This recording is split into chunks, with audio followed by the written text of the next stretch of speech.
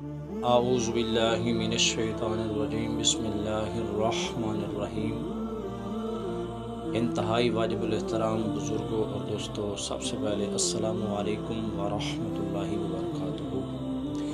آج میں جس موضوع سخن پہ لب گشائی کروں گا وہ موضوع سخن ہے کون ذو النورین؟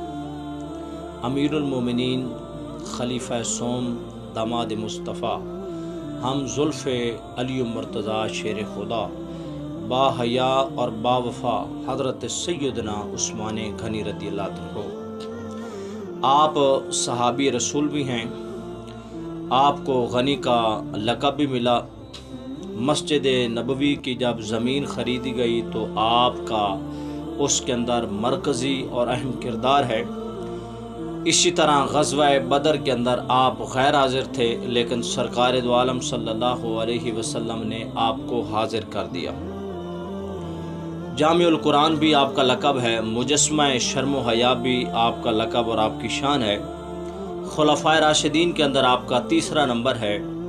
اسی طرح عشرہ مبشرہ وہ 10 صحابہ جن کو سرکار نے جنت کا ٹکٹ زندگی کے اندر دیا، ان میں بھی حضرت عثمان غنی کا تیسرا نمبر ہے۔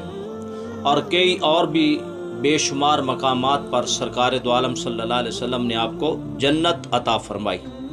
35 سنہ ہجری 18 ذوالحج کو آپ کا یوم وصال ہے۔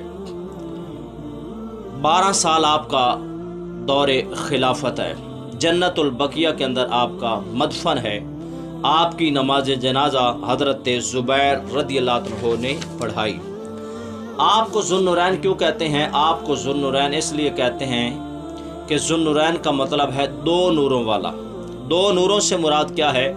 دو نوروں سے مراد حضرت امام الانبیاء حضور اکرم نور مجسم شہنشاہ مدینہ کریم ابن کریم آقا صلی اللہ علیہ وسلم کی 2 بیٹیاں یک کے بعد آپ کے عقد یعنی آپ کے نکاح کے اندر آئیں۔